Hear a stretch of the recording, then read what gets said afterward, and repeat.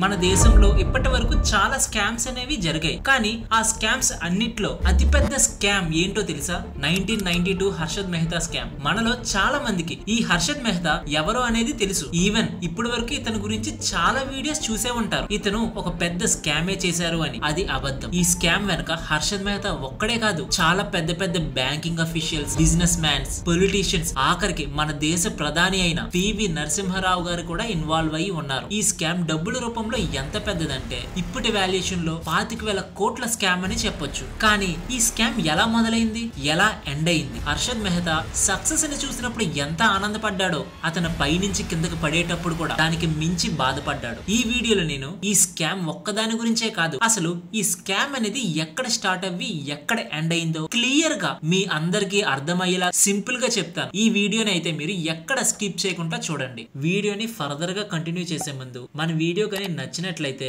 మన వీడియోని లైక్ చేసి మన ఛానల్ ని సబ్స్క్రైబ్ చేయడం మర్చిపోకండి. ఈ స్కామ్ ఎలా మొదలైందో చెప్పే ముందు ఈ హర్షద్ మెహతా గురించి ఒక సింగిల్ లైన్ లో తెలుసుకుందాం. 1954 లో గుజరాత్ లో ఈ Harshad Mehta lower middle class ఫ్యామిలీలో జన్మించాడు. అతని స్టడీస్ అన్ని రాయ్పూర్ లోనే చదివాడు. ఇలా చదువుతూ తన బీకామ్ ముంబైలో చదివాడు. ఇలా చదువుతున్న టైంలో కూడా తన ఫ్యామిలీని పోషించడం కోసం చాలా జాబ్స్ అనేవి చేశాడు. లైక్ వేస్ట్ ప్లాస్టిక్స్ ఉంటాయి కదా, వాటిని అమ్మడం, సిమెంట్ షాప్స్ లో పనిచేయడం, ఇలా చిన్న చిన్న జాబ్స్ చాలావి చేస్తూ తన ఇల్లుని చూసుకుంటూ ఉండేవాడు. ఇలా తన చదువుతున్న ఏదైతే బీకామ్ ఉందో అది పూర్తి అవగానే 600 రూపాయలకి ముంబైలో న్యూ ఇండియా ఇన్సూరెన్స్ కంపెనీలో ఒక క్లర్క్ గా జాయిన్ అయ్యాడు. ఆ రోజుల్లో 600 రూపాయల శాలరీ అంటే ఒక మిడిల్ క్లాస్ శాలరీ అని చెప్పుకోవచ్చు. ఈ జాబ్ చేస్తూ హర్షద్ మెహతా అండ్ వాళ్ళ బ్రదర్ కలిసి కొన్ని సైడ్ బిజినెసెస్ అనేవి చేసేవాళ్ళు. కానీ ఆ సైడ్ బిజినెసెస్ నుంచి వచ్చే డబ్బులు హర్షద్ మెహతాకి ఏ మాత్రం సరిపోలేదు. అప్పుడు తనకి కావాల్సినంత డబ్బు స్టాక్ మార్కెట్ లో సంపాదించొచ్చు అని తెలుసుకొని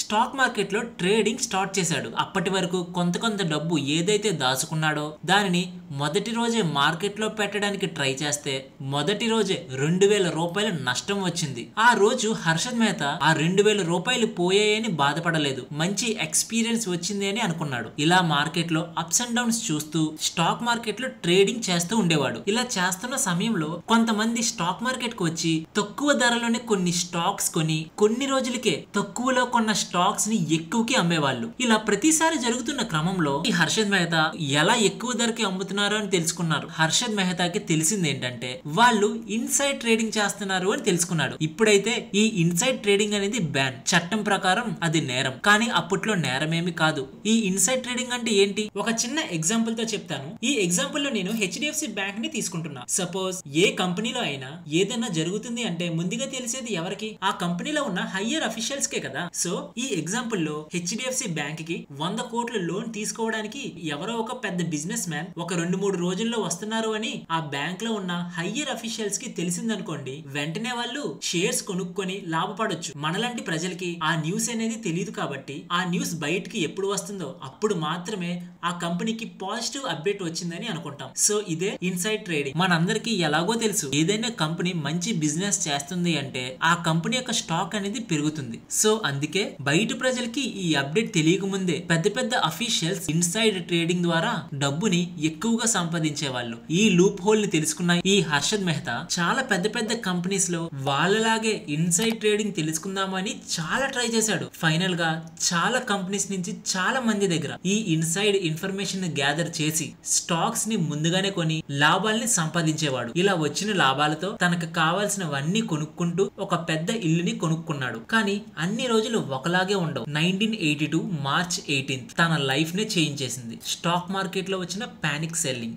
ఆ ఒక్క రోజే హర్షద్ మెహతాకి ఎంత లాస్ తెలుసా? అక్షరాల 10 లక్షలు. ఆ డబ్బులో చాలా మటుకు బ్రోకరేజ్ ఫిరిం నుంచి లోన్ తీసుకునే ఆ స్టాక్స్ ని బై చేశాడు. ఆ 10 లక్షల లాస్ తో తన ఇంట్లో ఉన్న జ్యువెలరీ మొత్తం అమ్మి డబ్బుని అనేది రీపే చేశాడు. ఈ ఇన్సిడెంట్ అనేది మార్చ్ లో జరిగింది. ఇది జరిగిన కొద్ది నెలల్లోనే జూన్ లో హర్షద్ మెహతా స్టాక్ మార్కెట్ లో ఎంటర్ అవుదామని అనుకున్నాడు. ఇలా ఎప్పుడైతే స్టాక్ మార్కెట్ లోకి మళ్ళీ ఎంటర్ అయ్యాడో అందరూ హర్షద్ మెహతా లాగే ఉండరు కదా. కొంతమందికి స్టాక్ మార్కెట్ అనేది పైకి వెళ్తే డబ్బులు వస్తే, మరికొంతమందికి స్టాక్ మార్కెట్ కిందకి పడితే డబ్బులు వస్తాయి. అదే షార్ట్ సెల్లింగ్. ఆ రోజుల్లో బిగ్ బుల్ అంటే హర్షద్ మెహతాయే, అదే బేర్ అంటే మను మాలిక్. తిను ఎక్కువగా షార్ట్ సెల్లింగ్ అనేది చేస్తాడు. షార్ట్ సెల్లింగ్ అంటే నార్మల్ గా మనం ఏం చేస్తాం, ఏదైనా షేర్ ని కొని పెరిగినప్పుడు సెల్ చేస్తాం. షార్ట్ సెల్లింగ్ అంటే దీనికి రివర్స్. ఎప్పుడైతే మన దగ్గర లేని షేర్ ని దాని దానిని సెల్ చేసి ఎప్పుడైతే మార్కెట్ పడుతుందో అప్పుడు బై చేయడం. దీని ద్వారా ఆ రెండిటికి ఏదైతే ప్రైస్ డిఫరెన్స్ ఉంటుందో అది వాళ్ళ ప్రాఫిట్. మను మాలిక్ ఒకలే కాదు,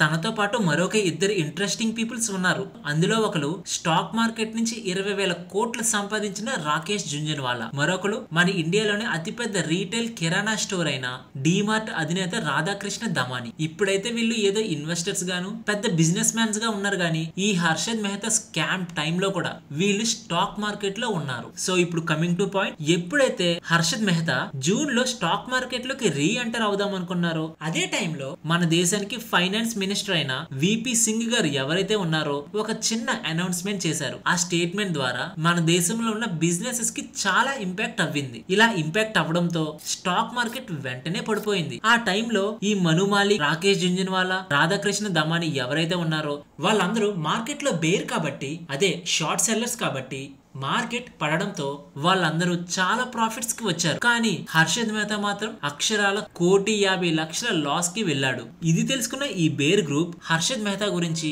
ప్రజల్లో చాలా చెప్పేవాడు. హర్షద్ మెహతా బ్యాంక్రప్సీ అయ్యాడని, ఇంకా తను స్టాక్ మార్కెట్ లోకి ఎంటర్ అవ్వలేడు అని ఇంకా చాలా విధాలుగా అన్నారు. కానీ వాళ్ళ అందరి నోర్లు ముయించడానికి హర్షద్ మెహతాకి 1,50,00,000 లాస్ ఉన్నా తను అప్పటి వరకు బిఎస్సి నుంచి ఏదైతే డబ్బులు తీసుకున్నాడో వాటిలన్నిటిని టైం కంట ముందే రీపే చేశాడు. ఇలా ముందుగానే రీపేమెంట్ చేయడంతో చాలా మంది ప్రజలకి ఈ హర్షద్ మెహతా పైన మంచి రెప్యుటేషన్ వచ్చింది. ఇలా తనకి ఎప్పటికప్పుడు స్టాక్ మార్కెట్ లో దెబ్బలు తింటూ మంచిగానే లాభాల్ని సంపాదించాడు. కానీ ఆ డబ్బు సరిపోక హర్షద్ మెహతా ఇంకా ఎక్కువ ఆశపడి మనీ మార్కెట్ లోకి ఎంటర్ అవ్వి అక్కడ మన ఇండియాలో ఉన్న బ్యాంకింగ్ సిస్టమ్ లూప్ హోల్స్ ఏవైతే ఉన్నాయో వాటిల్ని హర్షద్ మెహతా క్యాష్ చేసుకున్నాడు. సో మై డియర్ ఫ్రెండ్స్, ఇక్కడి నుంచే హర్షద్ మెహతా అసలైన స్కామ్ స్టార్ట్ అయ్యింది. ఫ్రెండ్స్, ఇప్పటి వరకు మన వీడియో చూస్తున్నారంటే మన వీడియో మీకు నచ్చినట్లయి ఉంటుంది. మేము పెట్టిన ఎఫర్ట్స్ మీకు కానీ నచ్చినట్లయితే మన వీడియోని ఖచ్చితంగా లైక్ చేసి మన ఛానల్ ని సబ్స్క్రైబ్ చేయడం మర్చిపోకండి.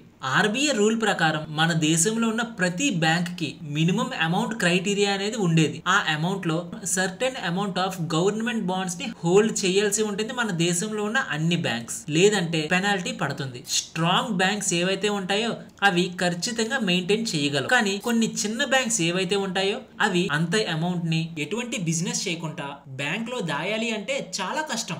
అందుకే దీనికి కూడా ఈ బ్యాంక్స్ అనేవి ఒక చిన్న సొల్యూషన్ తో వచ్చింది. ఆ సొల్యూషన్ ఏంటో మీకు చెప్పే ముందు మీకు ఈజీగా అర్థం అవడం కోసం ఒక చిన్న ఎగ్జాంపుల్ చెప్తాను, వినండి. క్లాస్ టీచర్ స్టూడెంట్స్ కి వర్క్ అనేది ఇచ్చారు. ఆ స్టూడెంట్స్ లో ఎవరైతే బ్రైట్ స్టూడెంట్ ఉంటాడో తను వర్క్ అనేది ఖచ్చితంగా రాస్తాడు. కానీ ఎవరైతే వీక్ స్టూడెంట్ ఉంటాడో వాడు రాయడు. తను రాయాలి అంటే ఎవరైతే బ్రైట్ స్టూడెంట్ ఉంటాడో తన వర్క్ ని చూసి రాయాలి. కానీ ఎప్పుడైతే ఈ ప్రాసెస్ జరుగుతుందో ఈ వీక్ స్టూడెంట్ అనేది ఈ బ్రైట్ స్టూడెంట్ కి ఏదో ఒకటి ఇవ్వాల్సి ఉంటుంది కదా, లైక్ ఏదో చాక్లెట్, పెన్, ఏదో ఒకటి ఇవ్వాల్సి ఉంటుంది. సేమ్ ఇలానే మన దేశంలో ఏవైతే ఈ వీక్ బ్యాంక్స్ ఉంటాయో అవి గవర్నమెంట్ బాండ్స్ కొనలేక స్ట్రాంగ్ బ్యాంక్స్ నుంచి కొంత డబ్బుని తెచ్చుకునే ప్రయత్నం చేస్తాయి. ఇది కూడా చాలా షార్ట్ టైం పీరియడ్ కి. ఇలా ఈ షార్ట్ టైం పీరియడ్ అవ్విన వెంటనే ఈ వీక్ బ్యాంక్స్ తీసుకున్న డబ్బుతో పాటు ఇంట్రెస్ట్ కూడా ఇచ్చేది. కానీ ఇదంతా జరిగేది రెండు బ్యాంక్స్ మధ్య కాదు, మధ్యలో ఒక బ్రోకర్ ఉండాలి. ఆ బ్రోకరే హర్షద్ మెహతా. యూజువల్ గా ఏం జరుగుతుంది, ఒక స్ట్రాంగ్ బ్యాంక్ ఉంటుంది, ఒక వీక్ బ్యాంక్ ఉంటుంది. స్ట్రాంగ్ బ్యాంక్ నుంచి వీక్ బ్యాంక్ కి మనీ వస్తే ఆ మనీకి తగ్గట్టే ఈ వీక్ బ్యాంక్ నుంచి కొన్ని అసెట్స్ ని తాకట్టు పెడుతుంది. కానీ ప్రతిసారి అసెట్స్ ని తాకట్టు పెట్టడం అంటే కష్టం. సో అందుకే బ్యాంక్స్ అనేవి బిఆర్ ని ప్రొడ్యూస్ చేసింది. ఈ బ్యాంక్ బిఆర్ అంటే బ్యాంక్ రిసిట్, అంటే అది ఒక ఎష్యూరెన్స్. నేను ఖచ్చితంగా ఈ డబ్బుని తిరిగి ఇస్తాను, లేదంటే నా దగ్గర ఉన్న అసెట్స్ మీరు తీసుకోండి అని మీనింగ్. ఈ రెండు బ్యాంక్స్ మధ్యలో ఒక బ్రోకర్ ఉంటాడు అని చెప్పాను కదా, అదే హర్షద్ మెహతా. ఇందులో ఒక లూప్ హోల్ ని వెతికి హర్షద్ మెహతా చాలా కోట్లు సంపాదించాడు. అది ఎలా అంటారా, ఒక వీక్ బ్యాంక్ కి ఎప్పుడైతే డబ్బులు అవసరం వస్తాయో అప్పుడు స్ట్రాంగ్ బ్యాంక్ దగ్గరికి వెళ్లి పలానా వీక్ బ్యాంక్ కి డబ్బులు తీసుకునేవాళ్ళు. అది కూడా తన పర్సనల్ బ్యాంక్ అకౌంట్ లోకి. ఇలా తీసుకొని ఆ వీక్ బ్యాంక్ నుంచి బిఆర్స్, నేను ఈ అరేంజ్మెంట్ మొత్తం చేయడానికి కొన్ని రోజులు పడతాయి కదా, అందుకే నాకు కొంత టైం కావాలి అని బ్యాంక్ ని అడిగితే అప్పటికే హర్షద్ మెహతా చాలా పలుకుబడి మనిషి కాబట్టి తనని నమ్మి బ్యాంక్స్ ఓకే అనేవి. ఇలా ఈ బ్యాంక్ డబ్బులు తన అకౌంట్ లో ఎప్పుడైతే పడతాయి అప్పుడు తన పర్సనల్ బ్యాంక్ అకౌంట్ నుంచి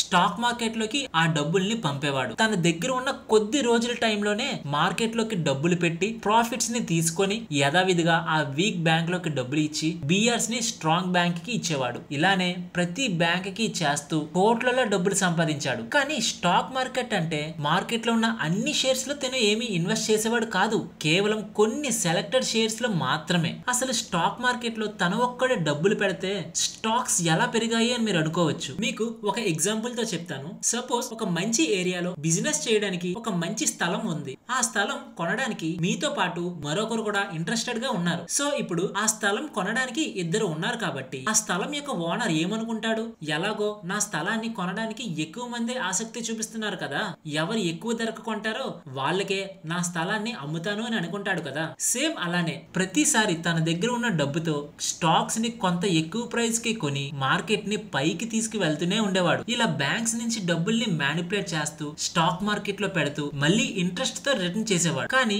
ఎప్పుడైనా స్ట్రాంగ్ బ్యాంక్ డబ్బుని వెంటనే రిటర్న్ చేయమంటే ఏం చేసేవాడు? హర్షద్ మెహతా కేవలం 2-3 బ్యాంక్స్ నుంచే బిజినెస్ చేయట్లేదు. తన అండర్ లో చాలా బ్యాంక్స్ ఉండేవి. అన్ని బ్యాంక్స్ తన అండర్ లో ఉండడంతో తన దగ్గర డబ్బులు కూడా చాలా ఎక్కువ ఉండేవి. ఎప్పుడు ఏ బ్యాంక్ వెంటనే మా డబ్బులు కావాలి అన్నా వెంటనే తన దగ్గర ఉన్న కొంత డబ్బుని ఇచ్చేవాడు. ఇది ఈ స్కామ్ లో మొదటి మిస్టేక్. సెకండ్ ఏంటో తెలుసా? మార్కెట్ పైకి వెళ్తుంది. మార్కెట్ పైకి వెళ్ళినప్పుడు తన షేర్స్ అనేవి ఎక్కువ ధరలోనే అమ్మేసేవాడు. కానీ తను ఇక్కడతో ఆగలేదు. ఇలా చేయడంతో తక్కువ డబ్బే సంపాదిస్తున్నాను అని అనుకొని తన అండర్ లో ఉన్న 2 బ్యాంక్స్ ఏవైతే bank of Karnataka, metropolitan corporate bank, ఈ 2 బ్యాంక్స్ తో ఒక డీలింగ్ కి వచ్చాడు. ఆ బ్యాంక్స్ నుంచి వాళ్ళు ఒక ఫేక్ బిఆర్ ని తీసుకొని, అంటే ఎటువంటి ఆర్బీఐ రెగ్యులేషన్ లేకుండా ఒక ఫేక్ బిఆర్ ని తయారు చేసేవాడు. ఆ బిఆర్ ఒక విలువ కేవలం ఒక 2 పేపర్స్ మాత్రమే. అలాంటి ఆ ఫేక్ బియర్స్ ని తీసుకొని ఒక స్ట్రాంగ్ బ్యాంక్ దగ్గరికి వెళ్లి డబ్బుల్ని తీసుకునేవాడు. ఇలా తీసుకున్న డబ్బుల్ని స్టాక్ మార్కెట్ లో పెట్టేవాడు. పెట్టిన తర్వాత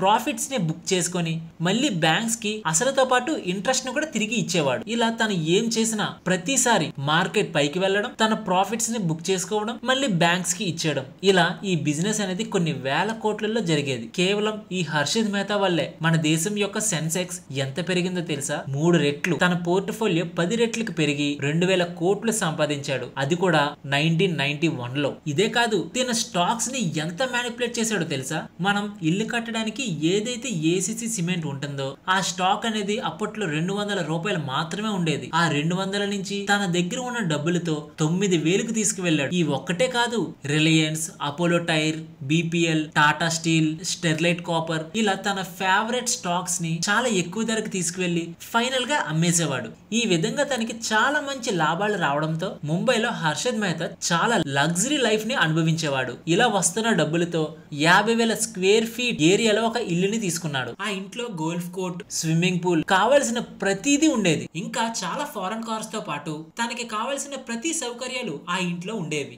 ఈవెన్ ముంబైలో ధనవంతులు ఎవరైతే ఉంటారో వాళ్ళకు కూడా ఇన్ని సౌకర్యాలు ఉండేవి కాదు. హర్షద్ మెహతా తన అక్రమంగా సంబంధించిన డబ్బులు ఇలా విచ్చలవిడిగా ఖర్చు పెడుతున్న సమయంలో ఒక జర్నలిస్ట్ ఎవరైతే సుచితా దలాల్ ఎవరైతే ఉన్నారో ఆవిడ తనకి ఎక్కడి నుంచి డబ్బులు వస్తున్నాయి, ఎలా లాభాలు సంపాదిస్తున్నాడు తెలుసుకొని టైమ్స్ ఆఫ్ ఇండియాలో ఒక రిపోర్ట్ ని తీసుకువచ్చింది. ఆ రిపోర్ట్ లో హర్షద్ మెహతా చేసిన ప్రతిదీ డీటెయిల్డ్ గా ఈ జర్నలిస్ట్ చెప్పింది. ఇది చెప్పిన వెంటనే మన దేశంలో పెద్ద బ్యాంక్స్ ఏవైతే ఉంటాయో అవి హర్షద్ మెహతాని వెంటనే మా డబ్బు తిరిగి ఇవ్వమని ఫోర్స్ చేశాయి. కానీ అన్ని బ్యాంకులు ఒకేసారి డబ్బులు అడగడంతో తనకి కుదరలేదు. ఎందుకంటే ఈ న్యూస్ రాగానే మార్కెట్ పడిపోయింది. తన దగ్గర ఉన్న షేర్స్ వాల్యూ పడిపోయాయి. ఇలా పడిపోయిన షేర్స్ ని తను అమ్మితే తనకి చాలా నష్టం. ఇన్ఫాక్ట్ ఆ బ్యాంక్స్ కి ఇవ్వాల్సిన ఇంట్రెస్ట్ కూడా పే చేయలేడు. అంత నష్టం వచ్చింది. ఇదంతా జరుగుతున్న ప్రాసెస్ లో హర్షద్ మెహతా మీద 70 ఫ్రాడ్ కేసెస్ ని నమోదు చేసి ముంబైలో తానే పోలీస్ స్టేషన్ లో తనని ఖైదీ చేశాడు. ఇదే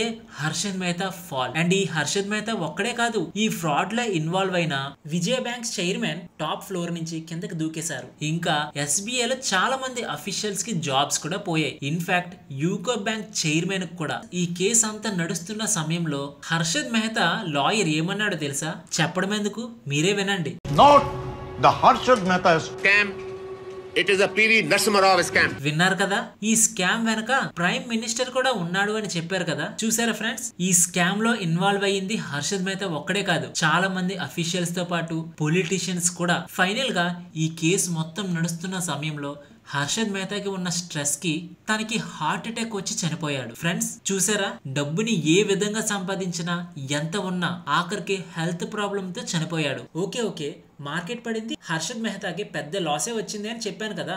మరి వీడియో మధ్యలో చెప్పిన బేర్ గ్యాంగ్ కి ఏమైంది? బేర్ గ్యాంగ్ అంటే షార్ట్ సెల్లర్సే కాబట్టి మార్కెట్ ఆ టైంలో పడడం వల్ల ఈ బేర్ గ్యాంగ్ ఎవరైతే ఉన్నారో రాకేష్ జుంజునవాలా, రాధాకృష్ణ దమాని, మను మాలిక్ వీళ్ళందరూ ఈ మార్కెట్ ఫాల్ లో చాలా కోట్లు సంపాదించారు. అప్పటి నుంచి ఇప్పటి వరకు రాధాకృష్ణ దమాని అదే మన డీమార్ట్ అధినేత ఎంత ఎదిగారో మనందరికీ తెలుసు. రాకేష్ జుంజునవాలా స్టాక్ మార్కెట్ నుంచే 20,000 కోట్లు సంపాదించారు. సో ఫ్రెండ్స్, స్టాక్ మార్కెట్ అనేది ఏది నెగిటివ్ కాదు. మన దగ్గర ఉన్న డబ్బుల్లో తక్కువ ఇన్వెస్ట్ చేసి కూడా స్టాక్ మార్కెట్ లో కోట్లు సంపాదించవచ్చు. ఇది ఫ్రెండ్స్ మన వీడియో. హర్షద్ మెహతా గురించి మీకు తెలియాల్సిన ఇంపార్టెంట్ పాయింట్స్ అన్ని ఎక్స్ప్లెయిన్ చేశాను అనుకుంటున్నాను. ఈ వీడియో ఎలా అనిపించిందో కామెంట్ సెక్షన్ లో కామెంట్ చేయండి. మన ఛానల్ ని సబ్స్క్రైబ్ చేయడం మర్చిపోకండి.